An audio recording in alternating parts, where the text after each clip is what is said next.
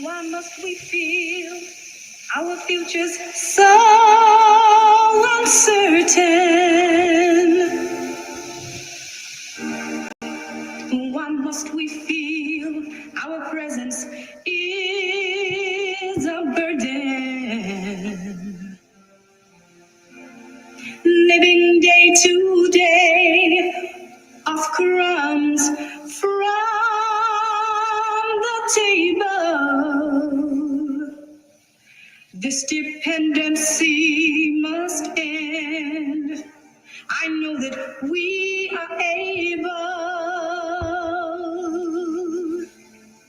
to build a love that's more than just politicians are not magicians. They cannot change our circumstance. We can't continue to be the stepchild of this society. Let's come apart and move on toward a life that gives us dignity. We need our independence, independence, independence, independence,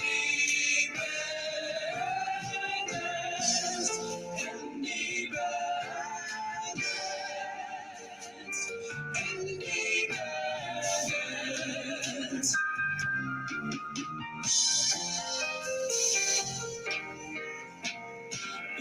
The politicians, they all have their concerns. But through the years, there's one thing we've surely learned. That what they want and what they need are not the same.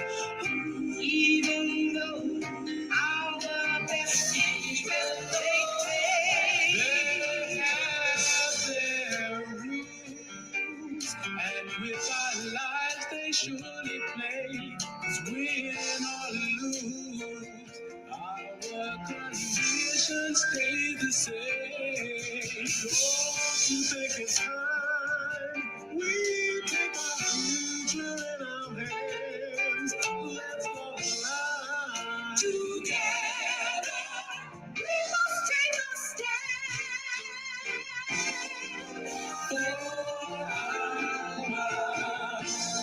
independence,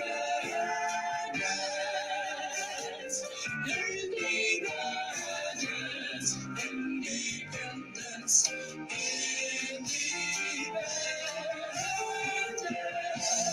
independence, independence,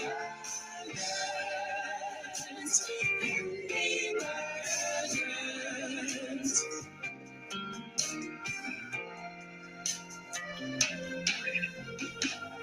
If we intend to gain our rightful place in this society, we've got to gain it for ourselves. 'Cause freedom doesn't come for free. If we support our good leaders and work in unity, we'll have our dignity. We'll have our independence, independence,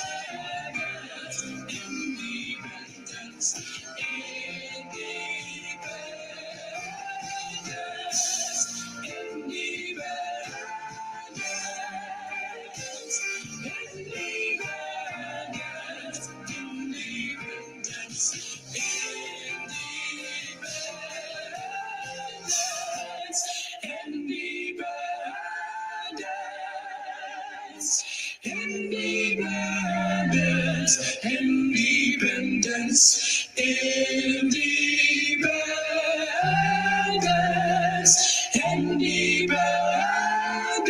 independence. Alhamdulillah Rabbil Alameen. Let me just see my way out of this. Yeah. Alhamdulillah, that is our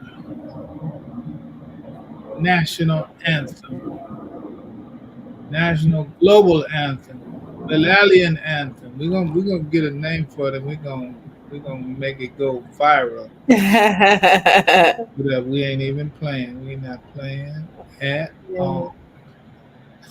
How you doing today, sweetheart? Oh, alhamdulillah. I am well. I am here. I have another opportunity to figure this thing out and enjoying the journey on the way.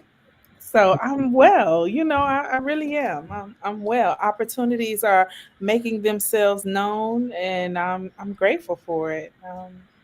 Alhamdulillah. Yeah. Allah always finds a way to remind me to maintain being grateful. Like it just, That's critical. oh my goodness, That's it's the thing. critical. That's got to be like oxygen for life. It's very, very serious. And I'll say this, I'm going to step out the way. Uh, and everyone who's joining us, we got started a little bit later. Technology continues to challenge us, and Yeah, we'll continue to be challenged by it. But yeah, you know what I'm saying? But we keep on pushing, like Curtis that's Mayfield said. right. Yeah, with the idea is that God says, and if you are grateful, I will give you more. I mean, that's what Allah says. Yeah, That's the law. That's the rule. right. Every time anybody does anything for you, no matter how small, express gratitude and appreciation. Yeah, And what that does, it creates a greater sense, even in the person that you're showing appreciation to. mhm, You increase their sense yeah, of obligation to do more for you, right? It's not a manipulation, it's the nature of the law, right? yeah, You express that appreciation genuinely, sincerely, etc., and the human nature receives it yeah. and responds in human nature, say, okay, well, so I'll give you more, Okay. no worries. No, Yeah, so he alhamdulillah, does. just Alhamdulillah. always be grateful. All Yes. right, All right. you got it. I I'm out of do. here for the minute. Alhamdulillah. Assalamu alaikum. عليكم السلام. أعوذ بالله من الشيطان الرجيم. بسم الله الرحمن الرحيم. أشهد أن لا إله إلا الله وأشهد أن محمد رسول الله. Assalamu alaikum to everyone joining us again on this Monday of Wealth Creation and Preservation. I am Haja Camila Shuaib, and I am a student of life today. And I am feeling like really calm. So, as you all know, like Monday is my fasting day, right? And so, on my fasting day, if you recognize when you're fasting, there is this settled energy, right? It's like you're not hype and you're not down. It's just a calmness, right? So I'm sitting in that calmness today, right? And the biggest thing that there's been so many shifts happening within our community, um, within in the political atmosphere, the economic atmosphere, and all of the things. And I'm staying focused on the fact that we as a community, in which I further encourage you, go to mastertheworthing.com. I think we are .com or .net, but on our website, on our Masjid website, is an opportunity for you to participate in our 100 days of Quran, illuminating the heart, right? And there's some downloading worksheets or pages to help to keep you accountable and excited about the day to day, building your relationship with Quran as we prepare ourselves leading into the new year, knowing that Ramadan is going to be starting a little early on in the year. It's just a good opportunity, okay? And so my journey, I've been very gentle with myself on this journey. And when I speak of it being gentle, being gentle in a way that allows me to, um, not press this expectation, but to really do the work. If it's sitting and contemplating on the ayat, if it is opening it up and seeing what comes to me and comes through me that I need to pay more attention to, if it is the ayat that I said I want to continue to study and learn it by heart because I want to understand it, like finding these moments within the day that it is definitely a feeling experience, like you will get full. And it really does cause you to really look at your environment and life differently, like what really matters, like what is really important. We can put a weight on something being important that really in the grand scheme of things is not as big as we may be making it out to be. And we want to constantly ask ourselves the question, like, okay, Allah, um, what would you have me do? Like, what would you have me do? And prepare this vessel in my heart to be obedient to what you ask of me. And this is in all areas of our life. We are experiencing autumn visually in the environment. But because Allah created us growing like plants, there are parts of us that are experiencing it on a physical level, on a mental level, on a spiritual level, that there are habits that we recognize that we have to release that are not any good for our lives, or habits that we kept up for a while, but now it served its part and now we have to release it to make room for a bigger and greater and better habit. So there are things that happen, relationships that need work or need healing, and there are business choices that need to be tightened up or revamped, or you got to go into the lab and see, okay, this is working, this isn't working, or I need to do more of this. Like that this year this worked well for the business, and now I need to add on more of this. So it's going to require us to stop doing a particular thing in order to prepare ourselves for the weight and responsibility of what we want to grow going forward, right? And that's where my head is at as of late. It is very much so in this mode of thinking about what does growth really look like, and that in many ways growth can be happening and it will affect everything else that's around us or connected to us. That growth may not be something that the environment that we're currently in knows how to comprehend. They don't quite understand what this change is that's taking place. You recognize that your conversations are very much different, right?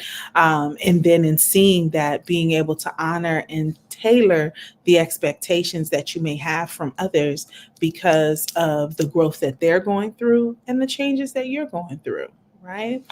I'm grateful for the the friendships and the relationships that I have in my life, and there are people that I have met on my journey, and I have a very clear boundary about what friendship looks like. And I was telling my best friend today, we were having our business meeting, and I was telling her, I was like, I recognize that I only have the capacity for so many friends. Like I can count on one hand my friends. Like when I say friends, I mean those people that are genuinely my safe spaces during my times of vulnerability, that I feel safe with, like, hey, I need to work through this feeling, or I'm feeling away and I need some help, some comfort, and or conversation, or someone to vent to, or someone to just give me some good advice or what have you. And I remember I was having a tough day last week, and in that tough day,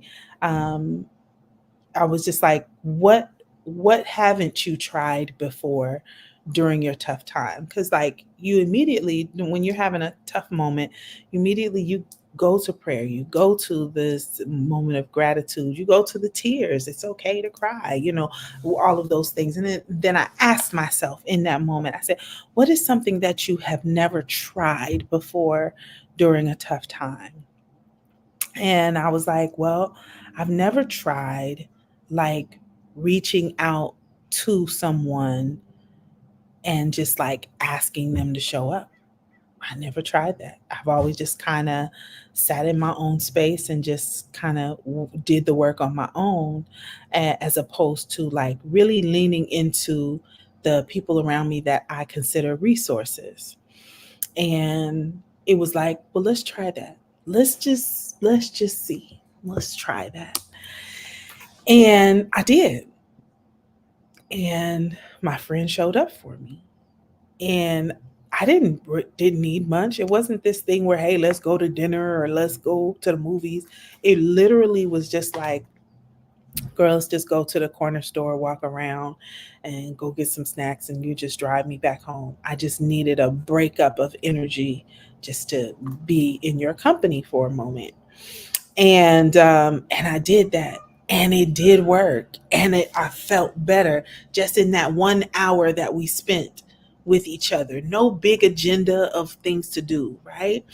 And it was in that moment that I started to think about the importance of how we, what we expect and how we show up in, relationships and friendships with individuals. That are they individuals that you can lean on and be okay if they can or if they can't? Like, what does that look like, right? And those kind of moments are moments where we honor how we invest in a relationship, how we invest in our friendships, right? And we ask Allah to show us how do we do that, right? And in that same way that we invest in those external relationships, what about the relationship with self, right? Like the way that you see and deal with yourself is definitely going to reflect in the way that you deal and reflect with other people, right? So for me, there was once upon a time, a time when I would struggle with the word no, because there was a part of me that assumed that if someone told me no, they were rejecting me. I wasn't taking into account their no. I was thinking that they were rejecting me. And so then my insecurities would be magnified because I thought that it was towards me, right? And then I had to really understand, well, Camila, if the thing about a trigger, and let me rewind just a little bit. The thing about a trigger is that it's if it's fully exposed and you don't put the proper boundaries around it, then you're not in control of how you navigate this reality. You have no control because anybody can push your buttons. Anybody at any point in time can push your buttons because you're allowing them access to you in a way that it's like, well, no, I need to protect this part of myself. I can't let anyone have access to this trigger, this part of me, right?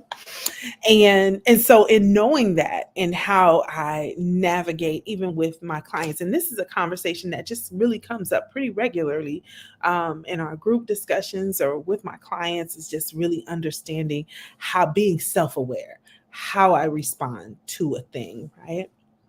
That if the response is a knee-jerk reaction and you take it personal immediately, then there is something that's not so much about the external individual that pushed the button, but your internal mechanism that is allowing you to respond to the pushing, right? And it's not an easy task. Let me tell you, it's not an easy task to pay attention to. So, our conversation today is about the physics and metaphysics of money, right? So, one thing we know about money is currency. Money is an energy. Money is like it shows up in the vessel of paper, right? But there's an energy to it. And so when I say that there are certain things about money that will trigger us, they say that it's harder for people to have a conversation about money more than they do have a conversation about sex. Like that is the most difficult conversation that people will have. They'll freely have a conversation about sex before they have a conversation about money, right? Because we put so much weight on what money can do and what it is. So, one thing that as a journaler, I always tell individuals take some time, what is your money story? Like, what do you understand money to be? And how do you see it as a tool? What do you understand? How does it make you feel? Like, do you have a desire for it? What's your number? Like, what is that financial number, right? All of those things. There's a money story that you carry, and it will affect how you interact with the money around you, right? And so one of my money stories is charity. One thing I know for a fact, if my money is moving weird or moving funny or moving slow or depleting, like as if it's like this, an eternal leak, like it is just going as fast as it comes in, it's going out. The first thing I ask myself is, did you pay zakat? And most likely, when those moments come up and I answer, no, I didn't pay it yet, that's why the money is not staying, it's not sustaining. Like zakat heals my account. So I know that it's like, oh, if the money is getting weird, oh, we got to hurry up and zakat needs to be paid. Let's get on it. And so I make that a part of it. I know that that is the medicine for my financial reality, right? And I wanted to, like, one thing that I did in a, in connection with that is I knew the amount of money, like the money that I wanted to bring in, what I wanted my financial story to look like. And I said, well, how much zakat would you pay if you made that much money? And I said, I would pay this much. It's like, well, start paying that much now. So now it's like, I don't know. Like, is it there? It's like, no, just start paying it. And so I did. And my financial situation changed. And so now I'm like, oh, I'm about to up that number again because the possibility has gotten larger. And so let me just start paying to make room. Like, this is the clearing out to make room for it. So it's like this idea about the money is not so much about what's coming in and the numbers that's digitally on your bank account and things like that. It's like, how do we generate it? I wrote this thing down when I was talking about currency, right? Low currency mindset and a high currency mindset. And the thing about like money, when we think about zakat or charity, or we think about something that you want to get a gift for someone or a gift for yourself, or if there's something that you want to buy that you know you need, or something that you want to buy that you know you want, right? That if there is this stutter step towards giving money towards those things, it is because you're thinking about what it took to even get that money to give. And that if you give it, that means you're going to have to do more of the thing that you do not like. So if you're working a job you don't like, or you don't feel your business is doing what you want it to do, or you're just running the business just for the sake of running the business, or all of these things, you're thinking about, oh, I'm gonna have to do more of that in order to be able to supply my life. I'm gonna have to work that overtime at a job that I don't like, or I'm gonna have to get a second job and be exhausted in order to pay for this or to pay for that, right? And so abundance cannot live in a space of lack mindset. Lack mindset does not hold on to abundance. Shaitan said he will, the Quran says that Shaitan will threaten you with lack. He threatens you with poverty. Like, he gives you the threat, oh, you're going to go poor. Oh, you ain't going to have enough for this. Oh, so immediately when you hear that you don't have enough to give toward the Eid fund, or to, support the scholarship fund, or to go on that vacation with your family, or you need a second honeymoon with your spouse, whatever it is it good for your life? If it is good for your life, then yes, it's an investment. It's investing in that relationship. It's investing in the legacy. It's investing in the lives of other people. We have this opportunity to purify our funds. It's like the water filter, right? They have those water filters that you can put on the water faucet, right? And when the water flows through it, it takes the particles out. That's what zakat does. That's what the charity does. That's what the sadaqah does. That as it's flowing in, the cat pulls the particles out so that you get the purest experience with your finances and with your money. That you don't have to worry about, because like Allah is El Ghani. Allah is the rich. Allah is the abundant. So it's like, I'm not tapping into Wells Fargo. I'm tapping into Allah's abundance, and to do what it is that I need to do, because it will come to you in ways and in places that you never thought were even possible. But we have an opportunity every single time. So what is your money story? Is your money being generated in a way that is not allowing you peace of mind, that's not allowing you to be generous, that's not allowing you to be giving, that's not allowing you to invest in the life that you're creating for yourself? Because Allah wants us to have a beautiful and good and healthy life. So in that same way that you do that, it's not, the giving is not only in money, though that is very important. Like, don't miss out on that, because some people, well, a smile is charity. Okay, absolutely, it is. But let's balance out this mindset, because we'll be quick to throw in your mind is running towards a shortcut on this whole thing, right? It's also time. Like, there's an elder or a senior in your community that would benefit from your company, that would benefit from you going and buying a meal and bringing it to their home and sitting with them for some time, because they live alone. Like, you don't see the value in such sadaqah? Isn't that valuable? You see how that could just completely change their life because you just thought of them?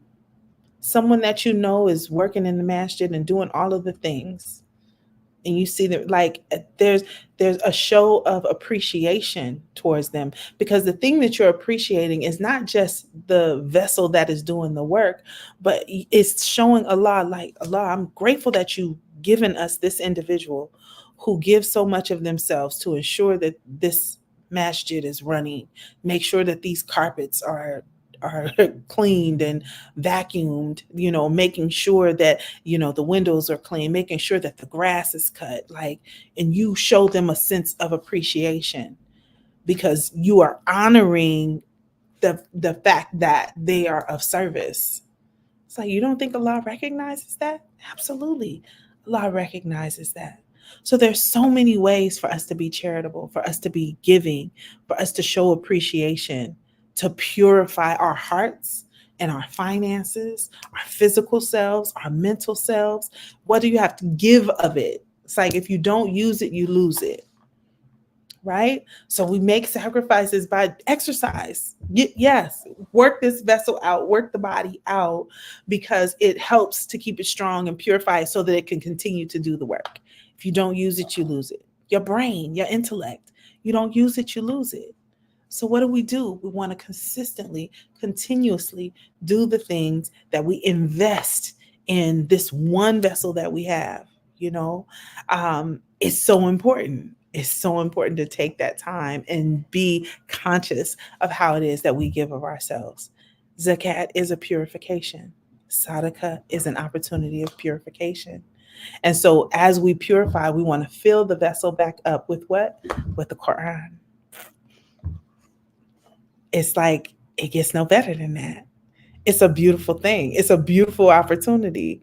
And so with that, I want to bring back to everyone's attention, please go to the website, the Master Word Theme website, and get those downloaded worksheets, and join us in this 100 days of Quran illuminating the heart, and may it be an opportunity for you to rediscover and to remember what it is that Allah put on your heart when you chose this way of life, Al Islam, and that we become more charitable with our ways, with our time, our currency of time, our currency of finances, so that we can purify what it is that we have, so that we make room to expand the capacity for our abundance, our capacity for our financial way of living, because that is what will build and continue to build our community. Yeah. So with that, I'll call the man back into the room. Alhamdulillah. Alhamdulillah. So much, so much. It's like you're reading over my shoulder Alhamdulillah. on that gear. I was listening to a piece, uh, one of the YouTube shorts, Mm-hmm. and it's a guy. I mean, I absolutely know him. We play him on different occasions, but he was being queried, kind of a man on the street kind of thing. Like the young guy approached him. It appears that he didn't know him, but in any case, uh, he asked him, "How is it that you're able to afford this Rolls Royce?" Da, da, da, da. And he basically explained to him and said, "Things are not things. It's not that things are too expensive," but he went on to say exactly what you were saying. Mm. People think that things cost a lot because they have been exchanging time for money, right? Yes. And because they were exchanging time for money, it's like, well, damn, you know how long it took me to get this $20, right? So Yeah. it's like then that it meant to them that I'm gonna have to spend the same amount of time to get that back. He said, whereas wealthy slash creative entrepreneurial people, what they do is create the means whereby they can generate the wherewithal to be able to afford what they want. Yeah. So it's like, okay, it's not that I gotta really hold tight to this so much. I just need another idea, another approach, another strategy that Yeah. can generate what will satisfy this appetite, let's call it, Yeah. that we have it, and that's very important, because if you see this limiting and a limited wherewithal, it's like this is the one check that I'm gonna get this month, and there ain't nothing else coming after that. So it's like, Right. yeah, yeah. And I think that fits into the idea where Allah said there are those who live a life narrowed down. Yeah. And your life is narrowed down because, again, of perspective. But let me move on, because there's some big possibilities that we want people to Yeah. really take advantage of. So let me get this, Alhamdulillah. trying to get this straight here. There's so many. All right, I'm gonna have to go in a way that I prefer not to, but I will, because I don't want all the side notes to be shown there. There's a clip that I wanted to play, but it's not included here, so I'm gonna have to paraphrase it. Those Bismillahir Rahmanir Rahim. Those of you who have been with us for these years, wealth creation and preservation, we used to introduce our broadcast with uh, commentary from Imam Muhammad regarding the difference between how poor people and how people of wealth and means see money. And he's saying that those uh, people think about paper dollars and think about coins and think about that. So you may find money anywhere, under the bed or what have you. Uh, it's because they don't have respect for the real scientific nature of money and wealth, and the role and the place that money and wealth actually plays in life. And he pointed out how, the strong nations and people in the world, it is the thing that puts them ahead of everybody else is that they approach everything scientifically. It's like you really have to get that. So he talks about the United States, talking about Russia, he talks about China, other nations.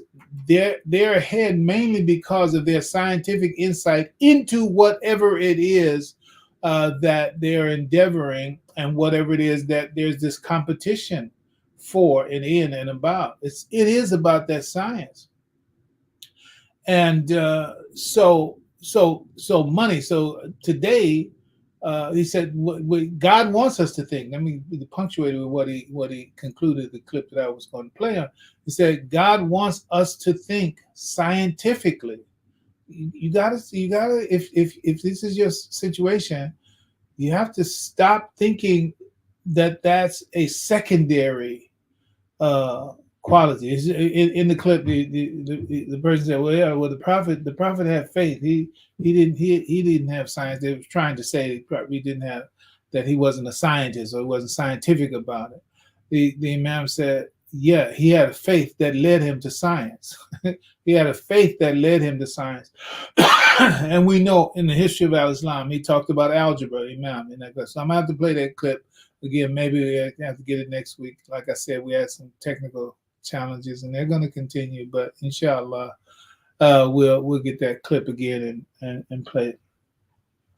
But in terms of understanding the role of wealth, I decided it's like, let's go ahead and get more scientific about it, because the wealth today is in science. For those of you who are note takers, you can go ahead and take this note, reinforce this note, because it's not the first time that I've said it. The issue is we're in what could be called the fourth wave economy. You had agricultural, industrial, information.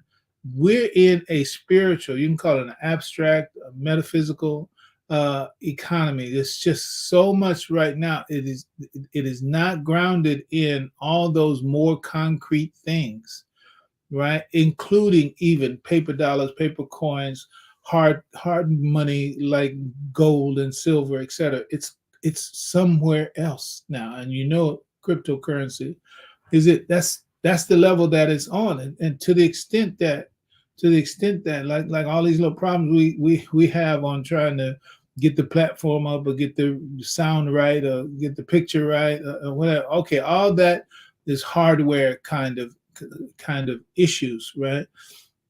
But in terms of the less you have the knowledge of that, then the more problems you're going to have with that.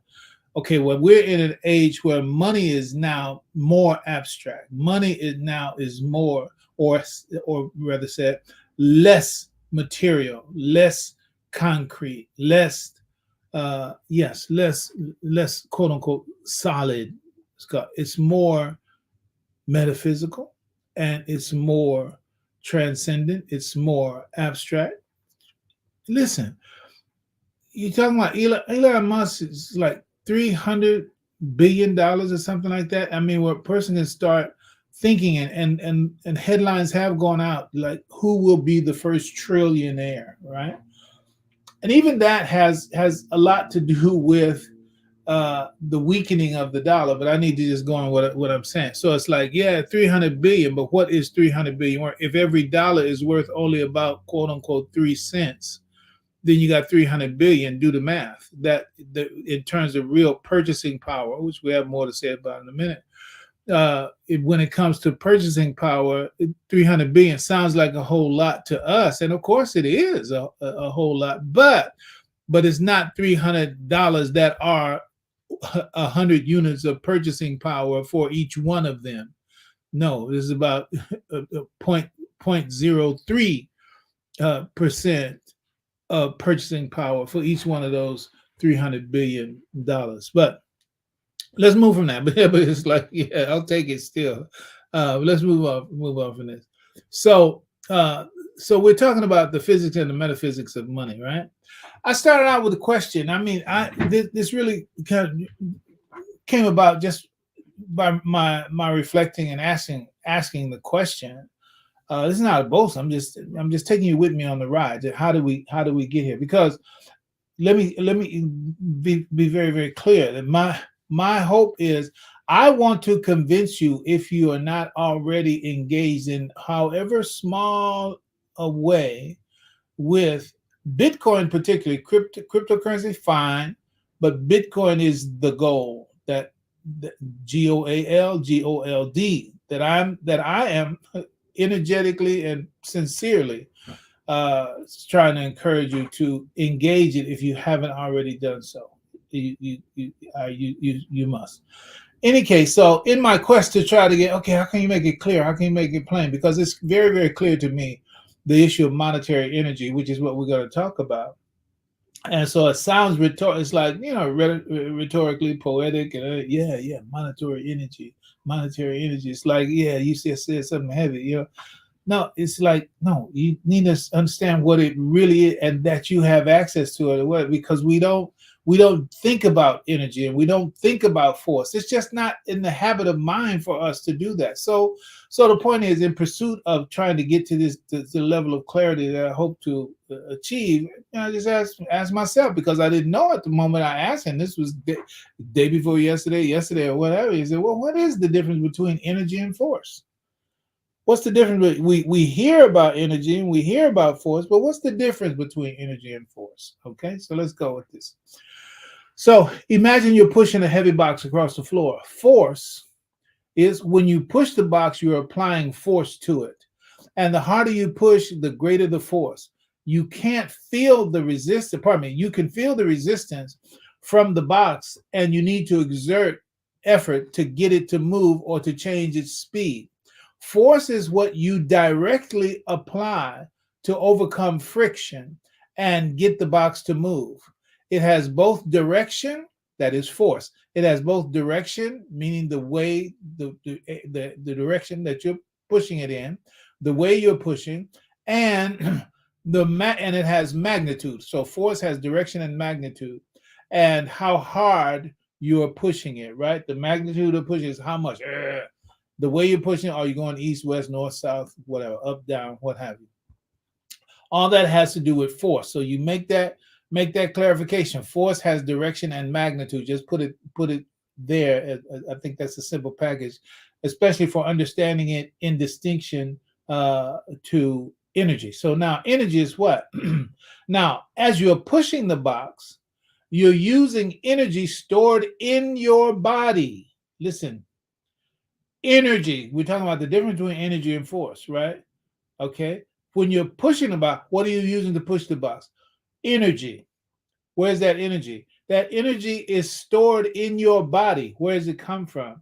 It's in the form of chemical energy from the food that you have eaten.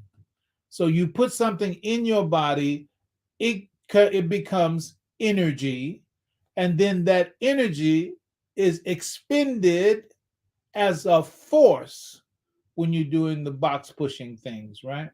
The energy is gradually being used up as work is done to move the box. The longer or farther you push the box, the more energy you expend. This energy is transferred to the box. So you have this energy in your body, and you're pushing the box.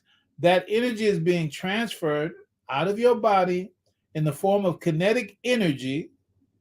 If it starts moving, let's presume it is moving, or it gets dissipated through friction, gets dissipated as friction, as heat, through friction as heat.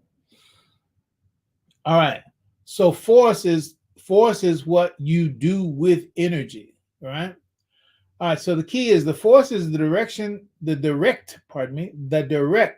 interaction between you and the box, that is your push. And the energy is the ability or the capacity that you have. That is, so energy is sort of points to potential, right? Energy is the ability or the capacity you have to keep pushing and doing work over time. In this case, pushing the box. So in summary, force is the push you're applying, and energy is the fuel or the capacity that allows you to keep pushing, right? So it's like, imagine somebody just doesn't, they don't have energy. Somebody's starving, right? Somebody who's starving. I mean, how much pushing can they actually do? Why? It's because they don't have the energy for doing it. The energy is what brings about the ability to exert force. All right, let's keep going. So in order for energy to exert, and I add this in, or to become force, that is, to translate energy into force, there must be some mechanism through which the energy is dispersed or emitted or translated into force, right? This was a natural question that came from me in my asking, okay, what's the difference between energy and force? Okay, force is what moves things. Force is what does work. It moves in a direction. It has a magnitude. Energy is the wherewithal to be able to exert force. All right. So then when you look at the body in the box, etc., natural question comes up, say, oh, then there must be there must necessarily be a mechanism to translate energy into force. Energy is just there, and it doesn't get translated into force, or it doesn't exert or cause force without an intermediary, without a mechanism, without a means that energy gets changed into force, and then you make that force do whatever you want the force to do. But the force itself does not come alive without energy. You cannot have force without energy. And you cannot exert force from an energy if you don't have a mechanism that, how can you say, transmits the force or causes, quote unquote, force to happen. Okay. So my defining this is, I'm calling it the energy mechanism force model. The energy mechanism force model. So because those are the three things that are involved. There's energy, then there's the mechanism, and then there's the force that the energy is able to exert because of the nature of the mechanism, right? So you see this illustration. Forget about the spelling because ChatGPT doesn't spell very well in many cases. So in any case, in order for energy to exert force, there needs to be a mechanism or a process that transfers the energy into something else, which then exerts force. This process is essential in translating energy into an action. Okay, here's the example of the car, right? There's the energy source, which is the fuel in the tank or the electricity in the battery. All that is energy. Your car is parked in the driveway, wherever. Okay, it's just sitting there, tank full of gas. Gas is not doing anything, but the gas is stored energy, chemical energy. It's stored chemical energy. All right. Likewise, the battery in your car, and if you're driving one of those electric automobiles, then the battery is the fuel for that automobile. It's not doing anything. It's just sitting there. It is stored electrical energy. All right, so so those are the energy sources. All right. Now the mechanism, which is necessary in order for it to do, because you can have a barrel of gas or you can have a bunch of batteries, but if they're not connected to anything, nothing's going to happen. You have to have a mechanism to translate that energy into force. So this is what happens in an automobile. In a gasoline engine, this chemical energy is released through combustion inside the engine. So it's called the internal combustion engine, right? The combustion process converts energy. So that's energy. Just like you have a log, right? You have a log. So a log is potential energy, right? And so when you light that log on fire, then you are releasing the energy in that log by the process of combustion, right? So you have that, but it was energy. The log was energy, but you couldn't do it until you brought about its connection to activate and release that energy. Okay, well, this is what the automobiles and everything else does. Well, at least in the case of these automobiles that we're saying, it's that the energy gets released through the mechanism of the automobile. Let me just continue to read. In an electrical vehicle, it says, the combustion process converts the energy stored in the fuel into mechanical energy. So it goes from one energy, which is chemical energy, once it's combusted, right? then it translates that combusted energy, my word, energy, into mechanical energy, right? Something is moving, some mechanism is moving by virtue of the force that has been released by the chemical energy in the fuel, right? Same thing happens with the electrical energy, but it's just not by combustion. In an electric vehicle, the battery discharges electrical energy to power electric motors, right? So internal combustion engine is suited for the chemical release from fuel. The electric automobiles are suited to capture the charge from the electric uh, energy source and move it into those electric motors, right?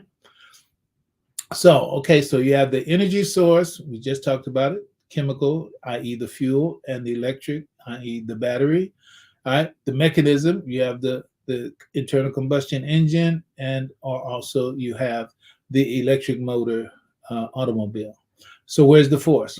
The force, the mechanical energy generated by combustion or electrical energy in the motor, it begins again, it starts moving in the pistons or in electric motors through the series of components, which is crankshaft, gears, axles, and all of this. This is the release of the electrical energy, the release of the fuel chemical energy. It impacts, it causes force upon the mechanism, the way that it is structured, and it begins to cause the automobile to move, right? In this case, the engine and the drivetrain act as the mechanism. Remember, there's energy, mechanism, then there's force.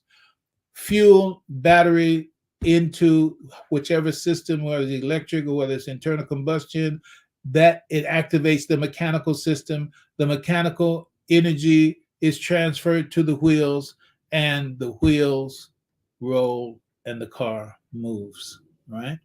So they act as a mechanism through which the energy stored in the fuel is dispersed, converted, and emitted as mechanical energy to exert the force that moves the car.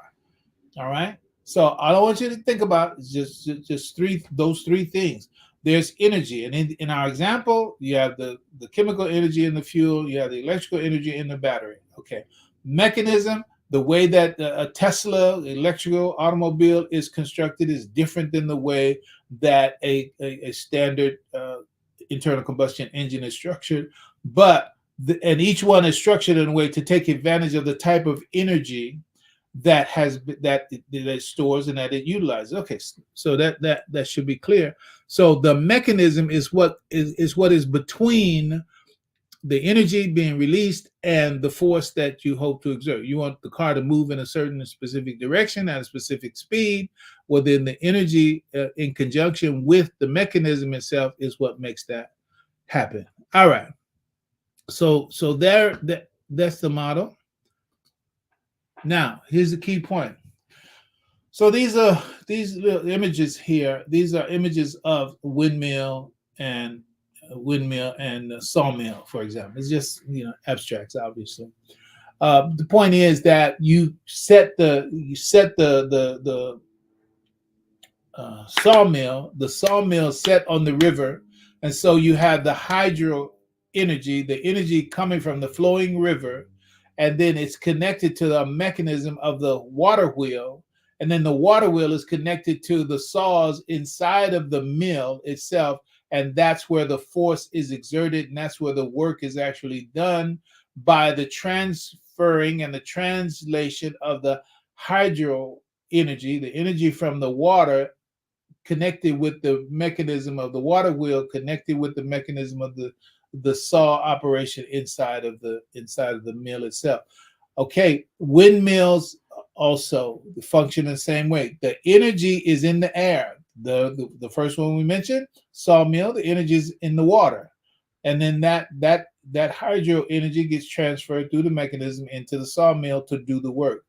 Windmills, I'll tell you honestly, I don't know what windmills, the Dutch windmills and all the rest of that. I don't know what they do, what they did, but Uh, Obviously, they were a mechanism for very particular functions.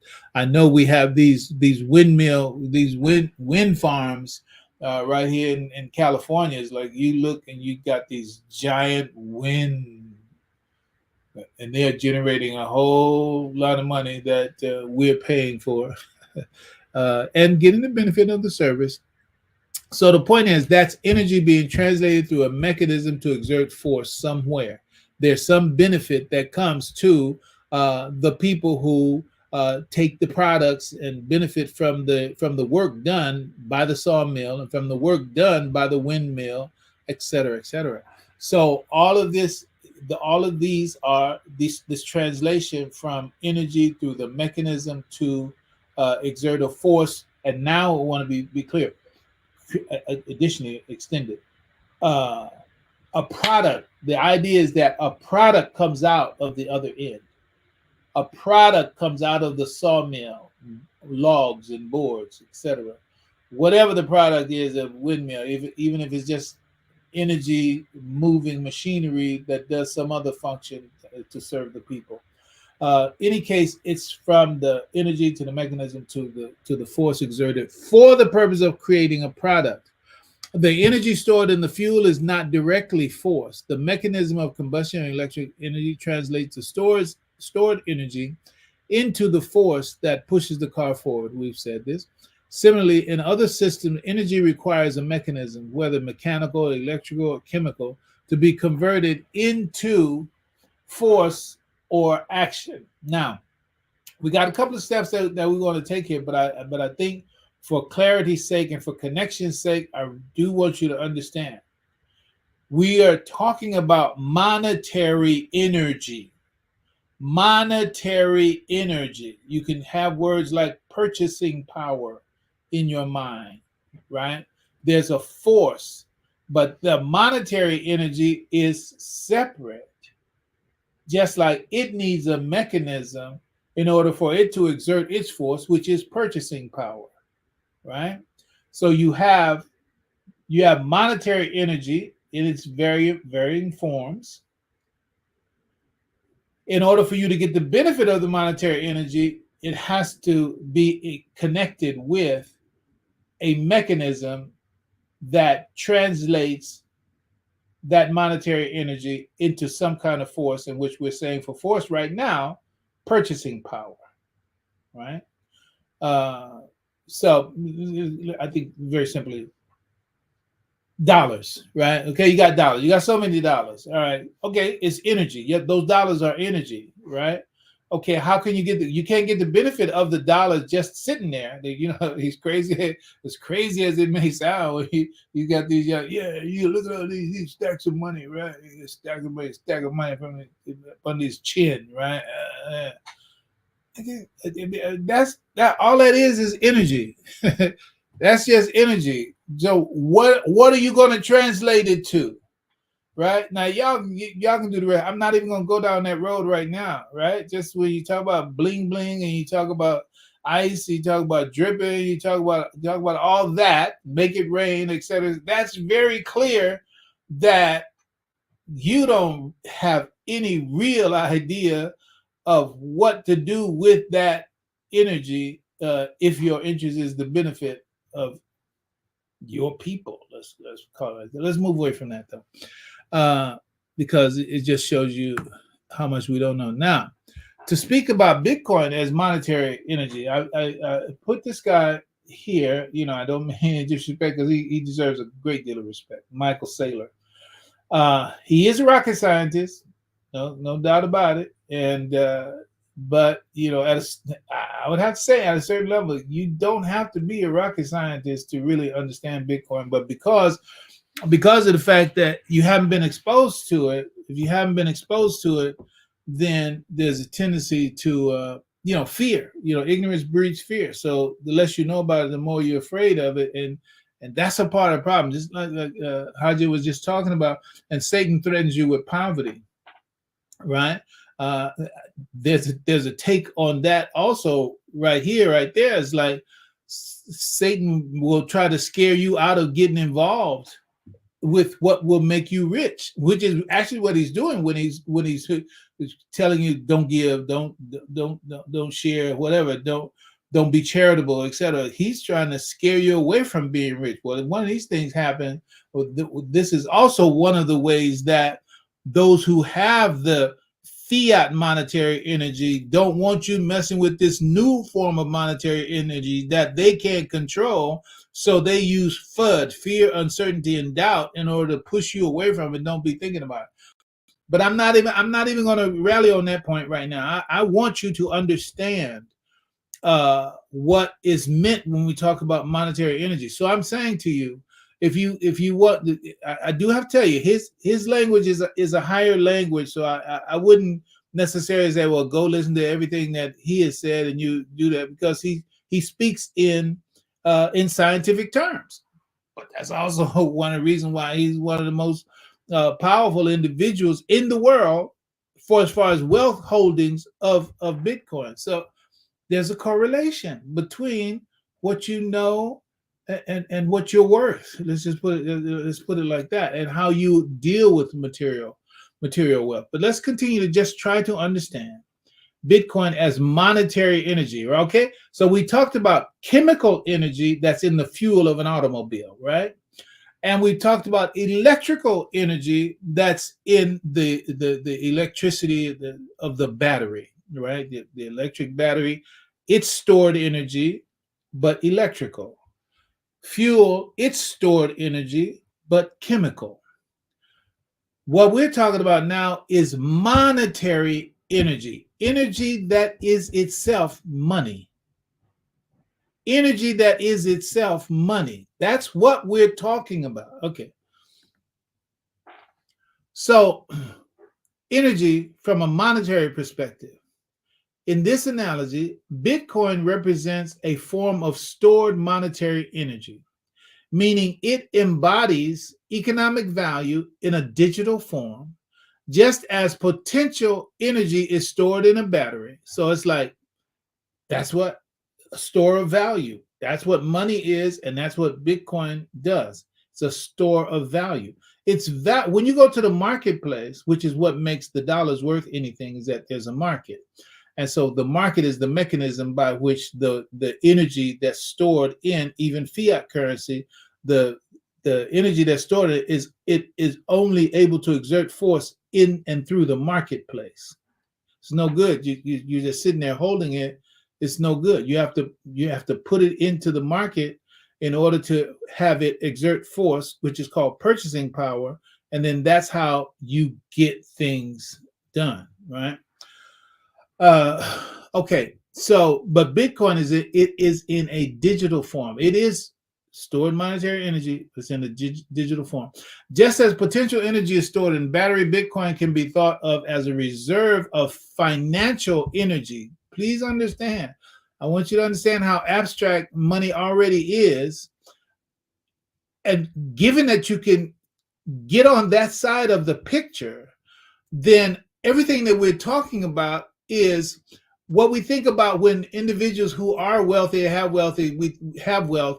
We think about their financial status. We think about their financial means, their financial wherewithal, etc. Okay, so this very thing, the very nature of this thing that we're talking about, that is its nature. Its nature is financial energy. The more of it you have, the more financial energy you have. Literally, that's the case. And that's what the biggest ones, the wealthiest ones in the world, right? I'm talking about the people on top of the monetary mountain of the world. This is what they're after right now. I tell you, look up the Think family, right? And there's just so many others, whatever, all the big banks and etc. Moving on. This financial energy can be stored over time, transferred across borders, and later converted into goods, services, and fiat currency. Fiat currency means the Federal Reserve notes that we have in our pocket that only have value because the government says it has value. So all y'all got to use this money. It is no more intrinsically valuable than monopoly money. But in fact, that's what it is. It is monopoly money, money that enables the people who have the printing press to be able to monopolize the economic world. But that's what Bitcoin is kicking out the door. I mean, for real, for real. Its current price is a function of the perceived value in the eyes of those who have translated their fiat currency, i.e., Federal Reserve notes, dollars, yens, pounds, pesos, etc. The little image here on the side here, these are Yap stones. These are Yap stones. Yeah, you look up the Yap Islands, Yap stone. This is the money of the Yap Islands. This is money of the Yap Islands, the Yap stone, right? In reality, this is the movement from agriculture, industrial information to the spiritual economy, the transcendent, to the more really abstract nature, which is the reality of the economy. Money is an abstraction. What we've been taught to think about in terms, again, pesos, yen, dollars, pound, etc. It's like that's the world, that's the matrix that we've been born in, and lived in and transacted with. So that's all we've ever seen money as, is something that we can touch, hold, feel, and pass from one hand to the other. In terms of that. So therefore, it's a total paradigm shift to be able to think about money as a digital asset, right? It's like but it's a paradigm shift that, look, you don't make the paradigm shift, then the ones who do make the paradigm shift, they're going to have the money before you. There got to be some kind of children's game somewhere where it's like, you got to figure out where this thing is before the other person figure out where it is, or they're going to grab it and you won't have none. It's the short version. And that's what's going on right now. So let's keep with this note here. In reality, money is an abstraction. You have to, money is abstract. Stop thinking about money as concrete. Money is not concrete. Money is abstract. There's this guy, look it up, this the big paperclip. This guy translated and traded, bartered, started with a big paperclip and bartered all the way up to where he had a house. Right? We had a house, never exchanged any dollars in it, but bartered all the way up to where he had a house, because that paperclip from the first move meant something to somebody, and what he exchanged it for meant something to somebody else, and he kept articulating it until he wound up having a house.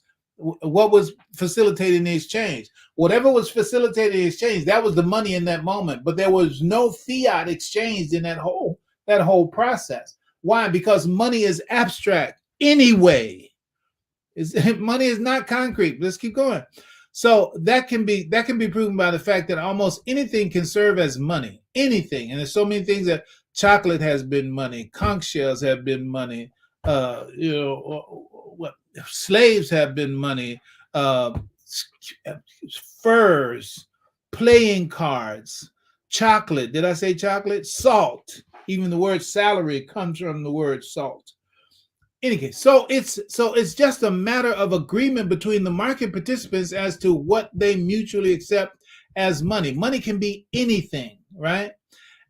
So when it comes to that, the mechanism that makes Bitcoin, and these are a lot of words here. I do want to get it in. We started a little bit late. I'm going to encourage you to hang in with me for another 15, 20 minutes or so. So then I won't have to rush. But I'm going to do it anyway, and you're going to do, obviously, what you have to do with your life. But I got to take a breath because I don't want to rush it, because the point is you won't get what I want if I rush. So thank you and forgive for that little delay even right now. Okay, so you have the energy. So the Bitcoin is the monetary energy, right? Just like the chemical energy in the fuel or the electrical energy in the battery. Okay. So the Bitcoin network, where is the mechanism? Where's the mechanism? Where's the mechanism? The mechanism is the Bitcoin network, and its underlying blockchain acts as the mechanism, right? It is a global mechanism. This thing goes, it's not all in America, it's not all in China, it's not all in Africa, it's not all in Europe.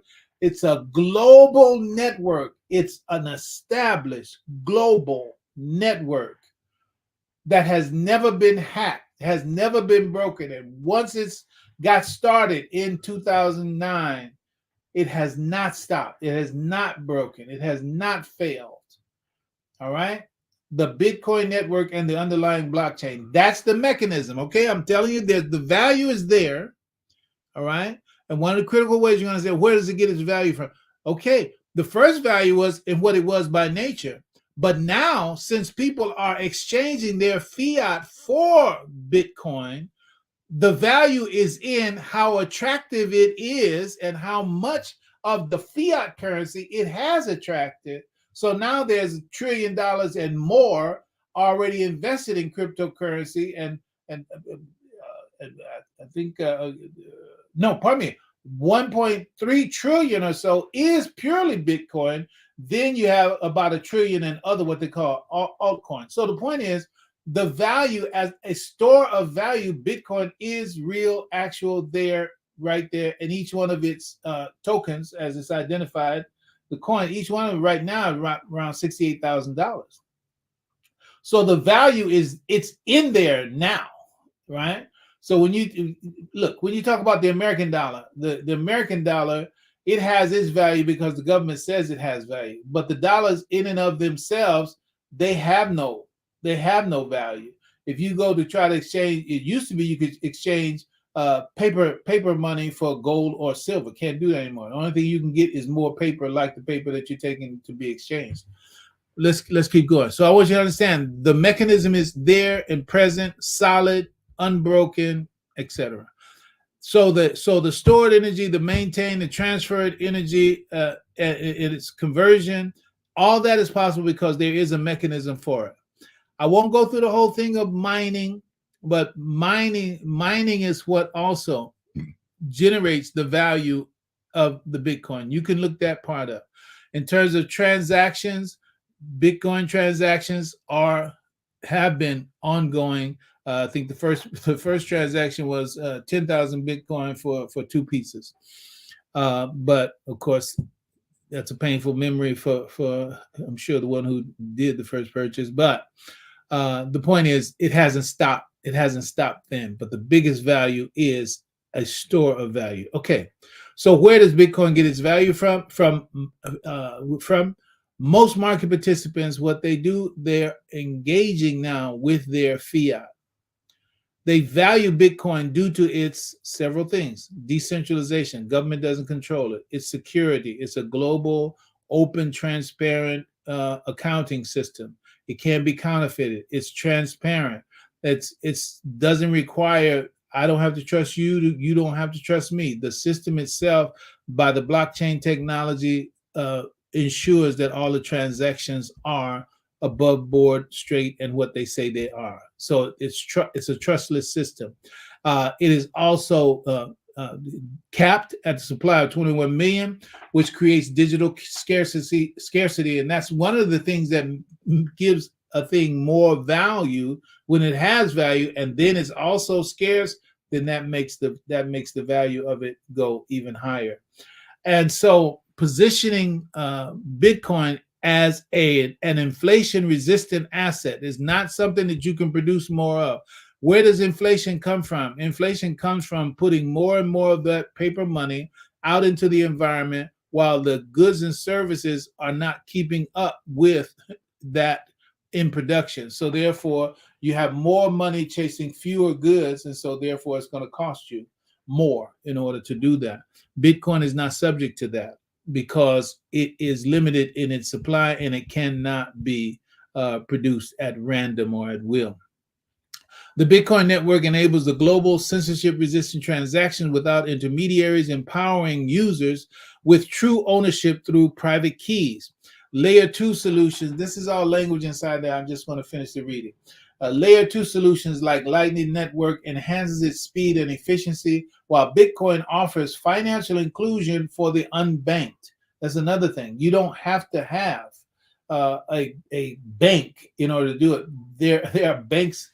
You can have your own bank on your phone and do transactions there and transactions with cryptocurrency in that, and the Lightning Network is what facilitates that.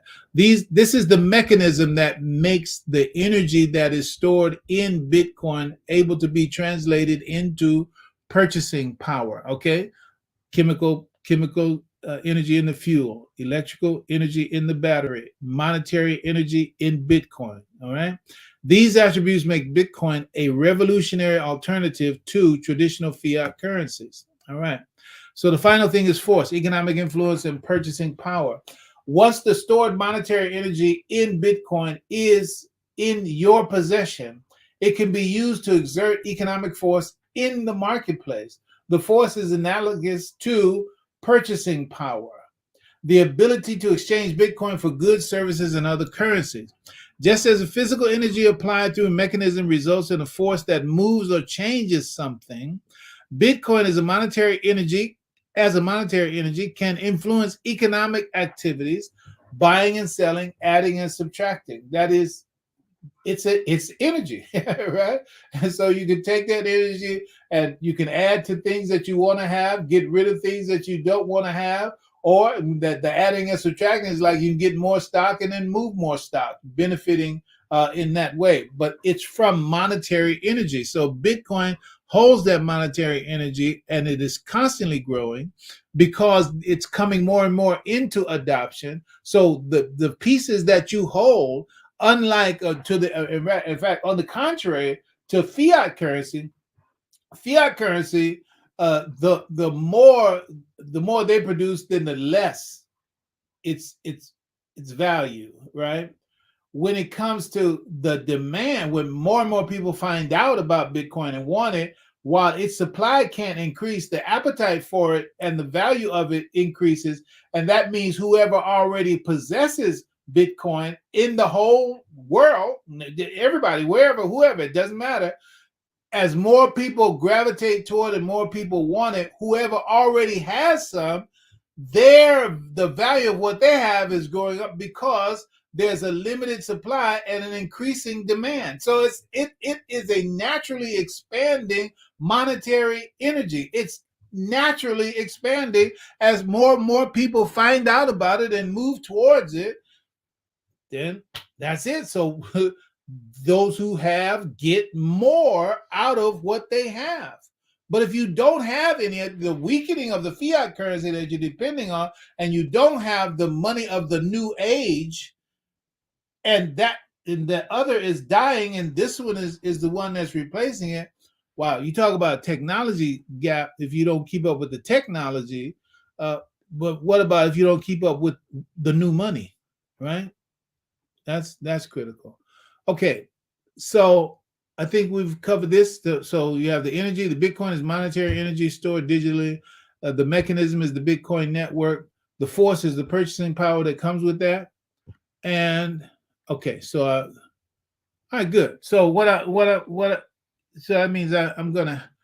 There's some notes that didn't find their way here, so that's gonna be good for me and you. So let me see if I can. Close it out and make that point that I really want us to get. One of the notes that didn't make it to the edit that I have here is this, and I encourage you to. When was that? Yeah, we did the Saturday piece. We talked about it, but let me just finish up this way. We talked about Amazon. Amazon is a monster for as far as merchandising energy is concerned. We talked about Metcalfe's law and the power of the network effect. So the more people adopt something, the stronger the network that they are adopting actually is. Yeah. What is Amazon about? Amazon is about merchandising, and it has the strongest network effect as it relates to merchandising. Then we talked about Google. So the users constitute the network, right? The network effect is you take the number of people and then you square that number, and that's the strength of the network. So, how many people on the globe are using Google? Whatever that number is, square that number. And that's the strength of the network effect for Google, and its focus being search engines, searching, right? So, Amazon, massive network effect, merchandising. Google, massive network effect, search engines. Facebook, how many people in the world use Facebook/Meta?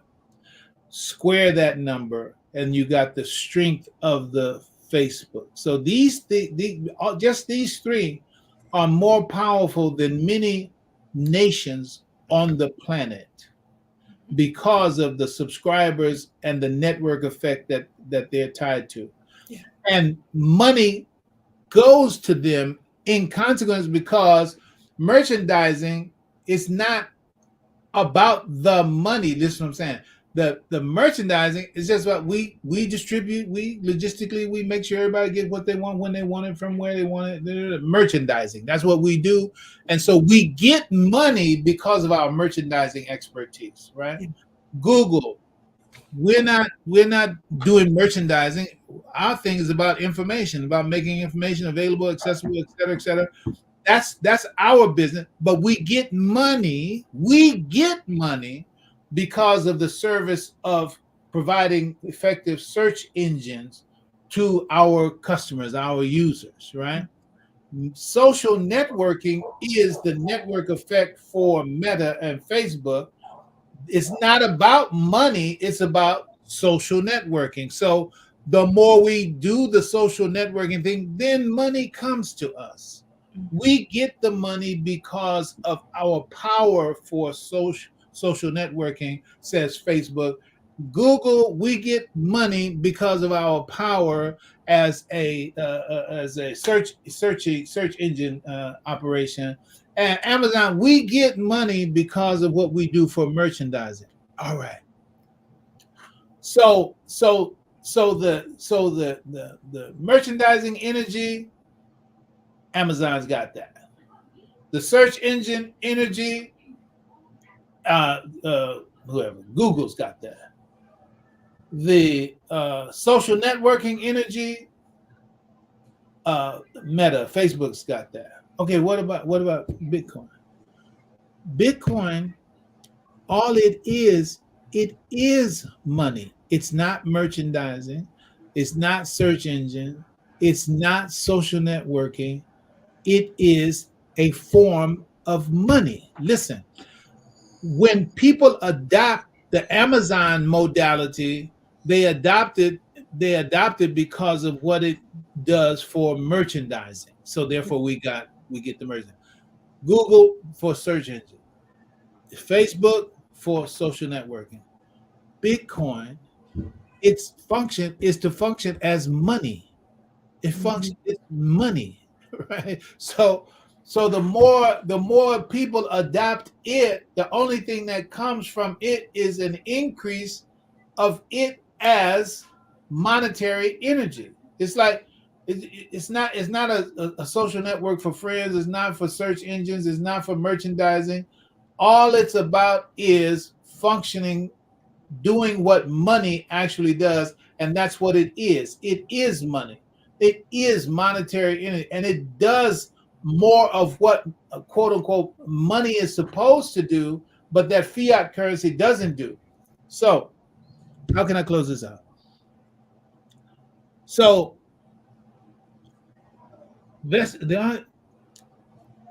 it's replacing fiat currency because of the failure of fiat currency inside of, that's government money, inside of the global economic system. The sway that the dollar held is no longer has that sway anymore. And plus, and especially because of this new kid on the block, Bitcoin, that can displace and has demonstrated its capability of displacing what fiat currency had claimed to do and should do. and every other how can you say fiat currency based operation, it's kicking down the doors. Let's just put it like that. One analogy. Let me see. One analogy. I had this idea. Think about a nighttime view. Think about a nighttime view of Manhattan or some big city that's got a lot of lights when you look down aerially at it. Sometimes screensavers have this just lights and tall buildings and all that. And so I said, okay, just think about this. Think about this. Think about how many windows. I mean, imagine you're looking at the scene. You're looking at just one part of one city at night from the air, and you just see. Just think of how many windows are there. How many windows? Window is that. What are they made of? Window. Let's make them all glass. Okay, these windows they are made of glass, and this is just one part of one city on the planet. How much business do you think there is in glass in the world? How much business in glass is there in the world? If you see that many in just one screensaver for one city at night, what imagine all the glass in all the world. And what is glass? That's just one industry. We're not talking about anything. We're not talking about iron. We're not talking about concrete. We're not talking about wood. We're not talking about plastic. That's just glass, right? And watch this. When you see those lights, just think about one light bulb. Just there's one light bulb. All of those lights are being shining from, let's call it one light bulb. We know we got all these other different kinds of lights, but just imagine just one light. How many light bulbs do you think there are in the world? Yeah. Right? So that what glass is doing, and it's so what they call ubiquitous, right? That's ubiquitous. Ubiquitous means like, man, everywhere you look, what? Glass, right? Okay, nighttime and the other time you think about the lights, right? It's like, oh, lights. What I'm trying to get us to understand, Bitcoin is only quote unquote money. Listen to what I'm saying. It's only, that's all it is. It's not trying to be nothing else. It ain't trying to be nothing else but money. It's not none of the others that I mentioned. It's going to replace wherever dollars or fiat currency is. So imagine replacing all the windows. Imagine replacing all the light bulbs. Now, imagine replacing all the fiat currency in the world. Imagine where it's like people are going to be switching out their yens, their pesos, their pounds, their dollars to get Bitcoin. This is effectively what's growing right now, which means the one who has it, the one and any part of it, the value of that little part that they hold is going to exponentially increase as more of the world's value flows into, oh, I need Bitcoin. I want Bitcoin. This is Bitcoin. Bitcoin is safe. Bitcoin is secure. It's like, okay, if you already have some, then yours rises up with people flowing into it, right? So that is to say, there's going to come a time where Bitcoin as a transactional and as monetary energy is going to replace what is out there as money right now. It's like I'm not putting a time frame on it right now. No, nobody can in actuality. But here are the very critical estimates as an example that are given right now. That a low estimate is that a Bitcoin, which today is like 68,000. And I got something. Let me say this right now so I won't forget it. Look, I would recommend just get a little bit, and you don't have to jump through a whole lot of hoops. You need to get on the boat at least, and so how you do it? Robinhood, I'm going to go ahead and say it.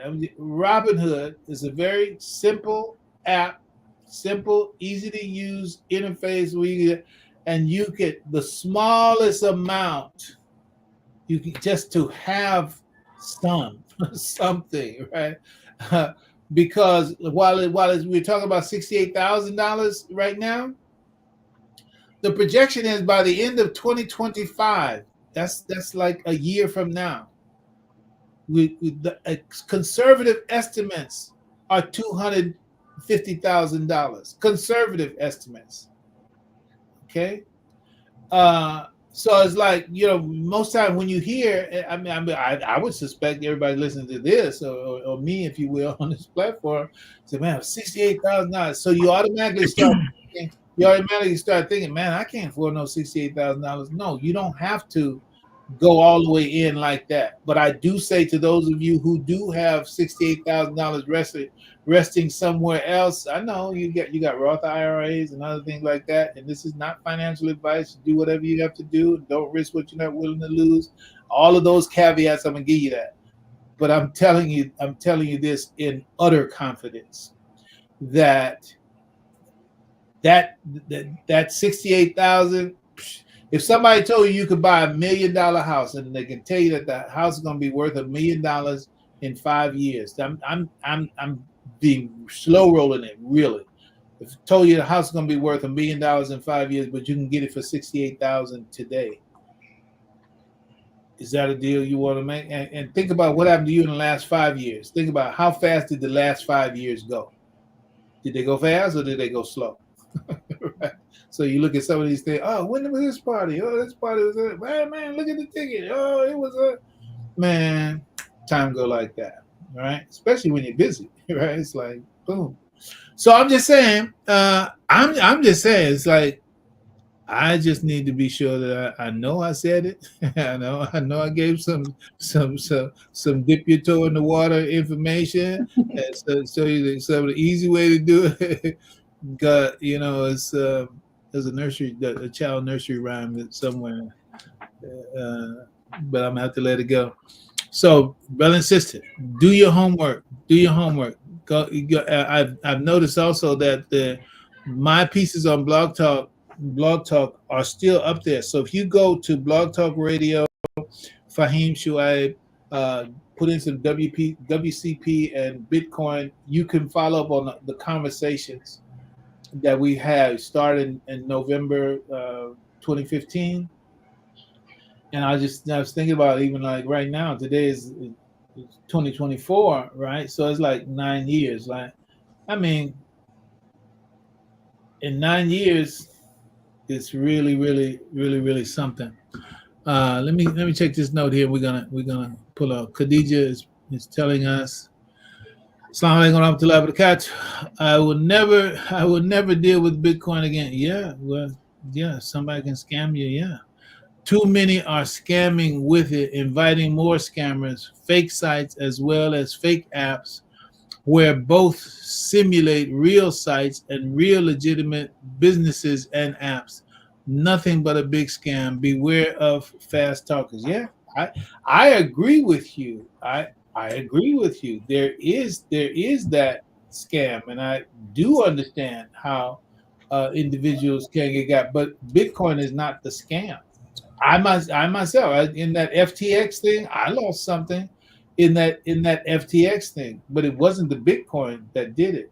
So when you engage, this is a critical thing. When you do engage Bitcoin, you have to do it literally. Yes, you do have to do it through the legitimate established sites. You have to do your due diligence before. I thought, look, BlockFi. I mean, just be straight and plain, because I'm speaking from experience.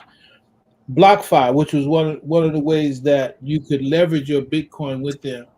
But one of the things that it also that you do come to learn, if not your keys is not your coins, meaning that if you get into a program of that, and I never bought into anybody talking about networking with Bitcoin, and I never. I mean, that wasn't working. But The point is that this guy that's in jail right now, he did a kind of Bernie Madoff thing with FTX and all that, and BlockFi was one of those. And I had crypto assets with BlockFi, and I was getting leverage with BlockFi. Then when that thing blew up, yeah, I lost some. I lost something on that. Might have even been five figures. But Masha, I mean, and I'm not being cavalier about it. What I'm saying is, yeah, I lost that. But here's the thing, it's like the critical aspect of investing is you never invest more than you are willing to lose. That's how it is. It's a part of the shortcoming of cryptocurrency uh, uh, era industry, but that which is changing as we continue to speak, is the regulatory environment around it, that which makes for a lot of volatility.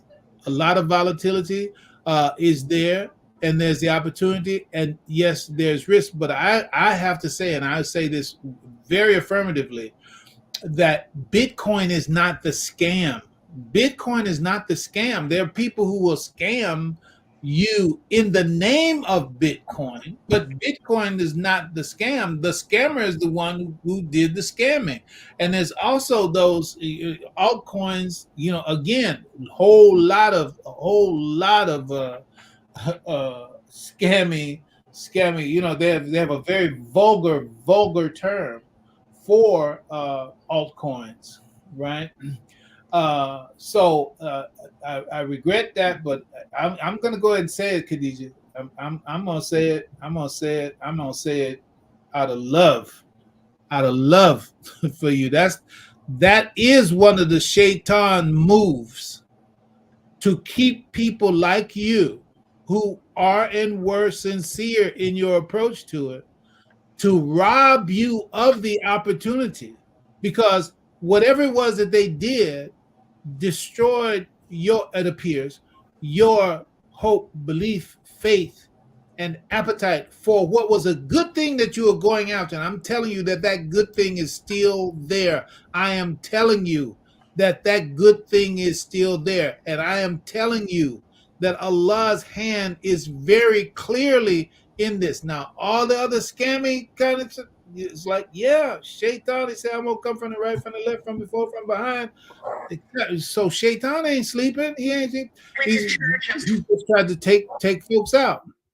So I make dua for you, my sister. I'm making it sincerely, because that's an investment. That cost, that loss, it was an investment in your quote unquote education, if you can take it like that.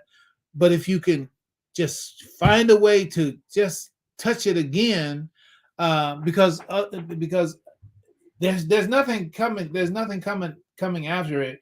Not in our lifetime.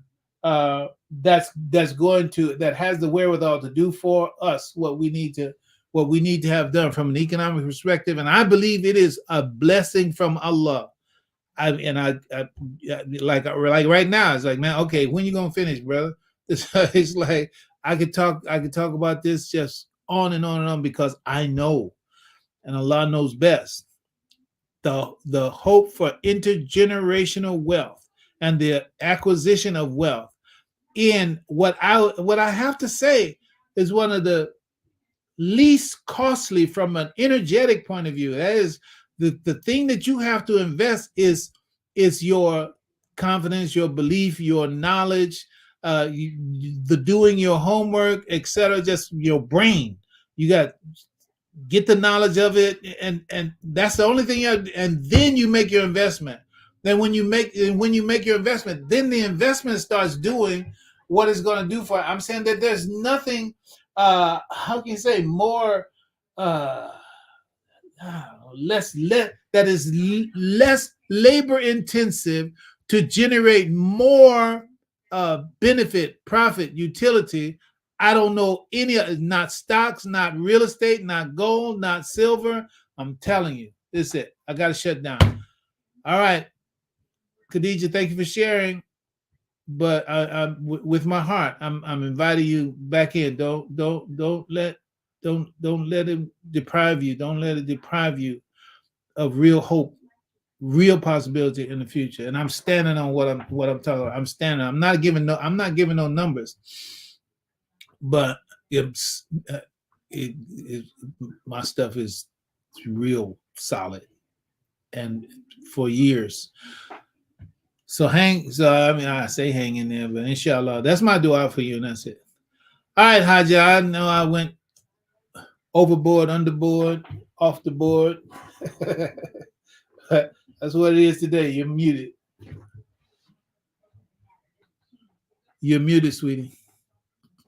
I said in that same breath, we did have a testimonial saying that she bought some coin when you suggested, and it has continuously risen. Alhamdulillah. Oh, okay, good. Yeah. Yeah. That's true. I'm not. She's sincere. I mean, I know, and I appreciate it because it gave me opportunity to say that. I no, seriously. Yeah. Yeah. Okay. So we did it. It's good. That's gonna be it for now. Yeah. All right. Alhamdulillah. The sun has set, huh? It has. So I got you. I feel you. We out. Allah's peace, mercy, blessings, and guidance be on all. Assalamu alaikum wa rahmatullahi wa barakatuh. Alaikum assalam wa rahmatullah.